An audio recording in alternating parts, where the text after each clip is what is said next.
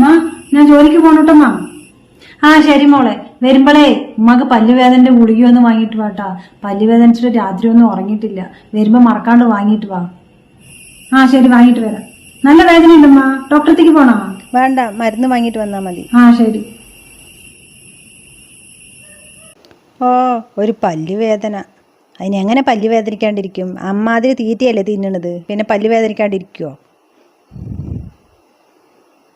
ഇതിനിട്ട് ഒരു പണി കൊടുക്കണമല്ലോ, എന്നാൽ തന്നെ ഇവിടെ നിന്ന് പോകുള്ളൂ. വെച്ചിട്ടുണ്ട് ഞാൻ.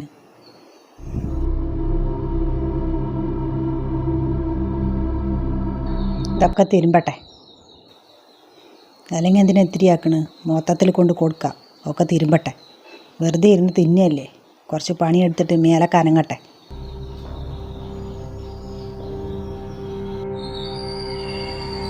വെറുതെ ഇരിക്കല്ലേ, ഇതൊക്കെ കൊണ്ടുപോയിട്ടേ തിരുമ്പിക്കോ. ഇന്ന് ഞാൻ തിരുമ്പണില്ല, എനിക്ക് തീരെ വയ്യ. തലയൊക്കെ ഭയങ്കര വേദന. ഈ പല്ല് വേദനയാണ് തോന്നുന്നു.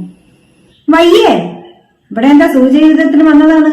അങ്ങനെയൊക്കെ ഉണ്ടാവും. ചെറുപ്പമൊന്നും അല്ലല്ലോ, വയസ്സായില്ലേ, വയ്യായൊക്കെ ഉണ്ടാവും. അത് மட்டுം മുണ്ടാണ്ടിരിക്കാൻ പറ്റുമോ? ഇതൊക്കെ കൊണ്ടുപോയി തിരുമ്പി. വയ്യെങ്കിൽ വാഷിംഗ് മെഷീനിൽ ഇട്ടാലും മതി. അതിനെനിക്ക് വാഷിംഗ് മെഷീനിൽ തിരുമ്പാനൊന്നും അറിയില്ല.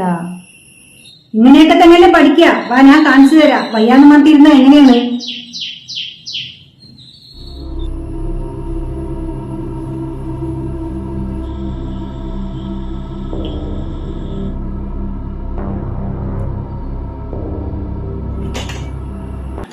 എന്താമ്മ ഉറങ്ങിയില്ലേ? ഇതെന്തെങ്ങനെ ഇരിക്കണ്? പല്ലുവേദനയുണ്ടാ? ഉറക്കം വരുന്നില്ല മകളെ. ഞാൻ ആലോചിക്കണേ നമ്മുടെ വീട്ടിലേക്ക് തന്നെ ഞാൻ പോയാലോന്ന്. എന്താ അമ്മ നിങ്ങൾ പറയണത്? നിങ്ങൾ അവിടെ പോയിട്ട് ഒറ്റയ്ക്ക് ഇരുന്നിട്ട് അവിടെ വീട് പിടിക്കുകയോ ചെയ്ത് കഴിഞ്ഞാൽ ആരെങ്കിലും ഉണ്ടോ അടുത്ത്? നിങ്ങൾ ഇവിടെ ഇരുന്നാൽ മതി, അങ്ങോട്ടൊന്നും പോകണ്ട. വേണമെങ്കിൽ ആ വീട് നേരാക്കിയിട്ടേ നമുക്ക് വാടകയ്ക്ക് കൊടുക്കാം. എന്നാലും നിന്റെ ഉപ്പാന്റെ ഓർമ്മകളൊക്കെ ഉണ്ടല്ലോ ആ വീട്ടില്. അതാലോചിച്ചിട്ടെങ്കിലും സമാധാനത്തിൽ അവിടെ തന്നെ ഇരുന്നാലോ എന്ന് ആലോചിക്കുകയാണ് ഞാനേ. ഞാനിവിടെ വന്ന് നിൽക്കുന്നതൊന്നും അങ്ങനെ ശരിയല്ല. നിന്നെ കെട്ടിക്കൊടുത്തതല്ലേ ഞാന്. നിന്റെ ഭർത്താവിന്റെ വീടല്ലേ ഇത്. പോരാത്തതിന് നിന്റെ അമ്മായിയമ്മയും ഉണ്ട് ഈ വീട്ടിൽ. നിങ്ങൾ രണ്ടുപേരും ആണെങ്കിലും കൂടി കുഴപ്പമില്ലായിരുന്നു. ഇതിപ്പോ എങ്ങനെയാണ് ഞാൻ ഇവിടെ വന്ന് നിൽക്കുക? നീ ഒരു കാര്യം ചെയ്, നാളെ ജോലിക്ക് പോകുമ്പോഴേ എന്നെ ആ ബസ് സ്റ്റോപ്പിൽ കൊണ്ടാക്ക്. ഞാൻ അവിടെ നിന്ന് പോയിക്കോളാം. ഉമ്മാൻ ആരെങ്കിലും ഈ വീട്ടിൽ എന്തെങ്കിലും പറഞ്ഞാ പിന്നെന്തെങ്ങനെയൊക്കെ തീരുമാനിക്കാൻ കാര്യം?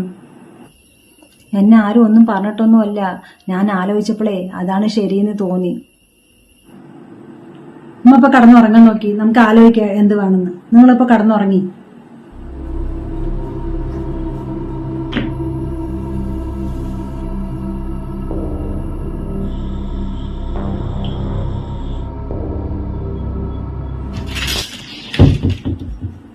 ഉമ്മ പറയണേ ഉമ്മ ഇവിടെ നിൽക്കണില്ലാന്ന്. ഉമ്മ തറവാട്ടിക്ക് പോകാണത്രേ, അവിടെ നിൽക്കാന്ന്. അവിടെ പോയിട്ട് നിന്റെ ഉമ്മ നിന്നാലേ ഉമ്മാനെ ആര് നോക്കാനാണ്? ഇവിടെ ആണെങ്കിൽ നമ്മളെല്ലാരും ഇല്ലേ? നിന്റെ ഉമ്മാനെ കൊണ്ട് ഇവിടെ തന്നെ നിൽക്കാൻ പറ. ഞാൻ പറയുകയൊക്കെ ചെയ്തു. നിങ്ങളുടെ ഉമ്മക്ക് പ്രശ്നമൊന്നുമില്ലല്ലോ എന്റെ ഉമ്മ ഇവിടെ നിൽക്കുന്നത് കൊണ്ട്. ഏയ്, എന്റെ ഉമ്മ എന്റെ അടുത്തൊന്നും പറഞ്ഞിട്ടില്ലല്ലോ. അല്ലെങ്കിൽ നിന്റെ ഉമ്മ ഇവിടെ നിൽക്കണതിന് എന്റെ ഉമ്മക്ക് എന്താ പ്രശ്നം? എന്റെ അടുത്തൊന്നും പറഞ്ഞിട്ടില്ല. എന്നാ പിന്നെ ഉമ്മ ഇവിടെ തന്നെ നിൽക്കട്ടെ, ഞാൻ ഉമ്മാന്റെ അടുത്ത് സംസാരിക്കാം.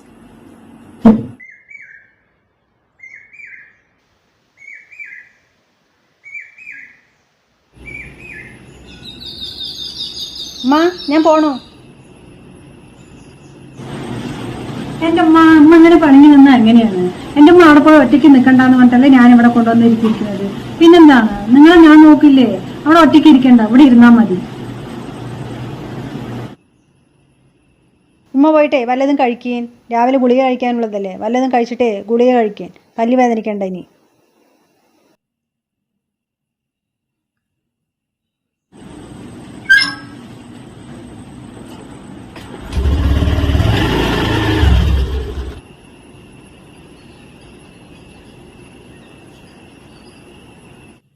ഒന്നവിടെ നിൽക്ക്. ആ, മകളൊക്കെ പോയില്ലേ? ആ പിന്നെ എന്റെ റൂമിലെ അങ്ങനെ പൊടി പിടിച്ച് കിടക്കാണ്. ആ റൂമൊക്കെ ഒന്ന് പോയി ക്ലീൻ ആക്ക്. എനിക്ക് പൊടി അലർജിയാണ്. ഞാനൊന്നും കഴിച്ചിട്ടില്ലേ, കഴിച്ചിട്ട് പോരെ. കഴിച്ചിട്ടൊക്കെ ചെയ്യാൻ നിന്നാലേ ഒരുപാട് നേരമാകും. എനിക്കൊന്ന് പോയി കടന്നുറങ്ങണം. അവിടെ ആദ്യം പോയിട്ട് വൃത്തിയാക്കിയിട്ട് വന്നിട്ടേ പിന്നെ വന്ന് കഴിച്ചോ. ഓ, കഴിക്കണം എന്നുള്ള വിചാരം മാത്രം തന്നെ ഉള്ളൂ.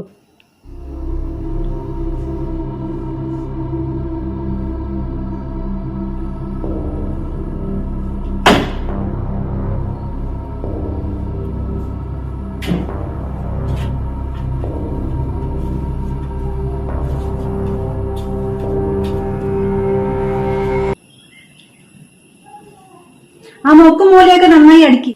നല്ല പൊടിയാണ് അടിയിലൊക്കെ, എന്നിട്ട് തുടയ്ക്കുകയും ചെയ്യ്. ആ കട്ടിലിന്റെ അടിയും. കട്ടിലിന്റെ അടിയിലൊന്നും കുഞ്ഞടിക്കാൻ പറ്റില്ല, എനിക്ക് മുട്ടുവേദനയാണേ. ഓ മുട്ടുവേദന തന്നെയല്ലേ, അതൊക്കെ എല്ലാവർക്കും ഉള്ളത് തന്നെ ഈ പ്രായത്തിലൊക്കെ. അതൊക്കെ കുഞ്ഞടിച്ചു കഴിഞ്ഞാൽ അങ്ങോട്ട് മാറും. അങ്ങോട്ട് കുഞ്ഞടുക്കി.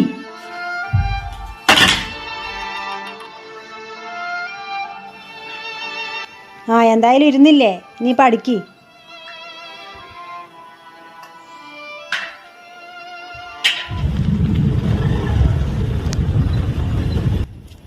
അതാ ടിഫിൻ ബോക്സ് എടുത്തില്ലല്ലോ.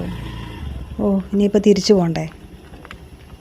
അല്ലെങ്കിൽ തന്നെ നേരം വൈകുകയും ചെയ്തു.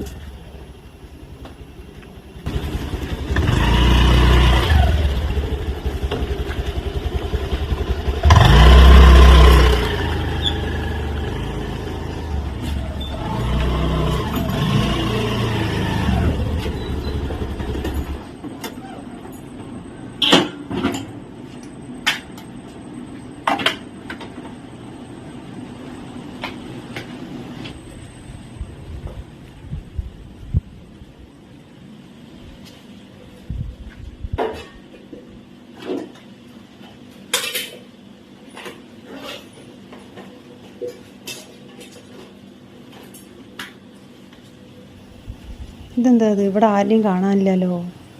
ഉമ്മ എവിടെ? ഇക്കാൻ്റെ ഉമ്മാനെയും കാണാനില്ല. മോളിലായിരിക്കും.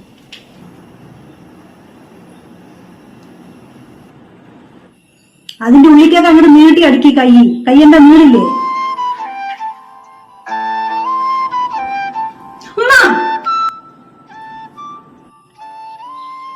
എന്താ നിങ്ങളെ തിരിച്ചു വന്നത്? ഞാനിപ്പോ തിരിച്ചു വന്നത് കൊണ്ടാണല്ലോ ഇവിടെ എന്താ നടക്കണതെന്ന് എനിക്ക് മനസ്സിലായത്. ഇതുകൊണ്ടാണല്ലേ നിങ്ങൾ ഇവിടുന്ന് പോവാണെന്ന് പറഞ്ഞത്. വരികയാണേക്ക്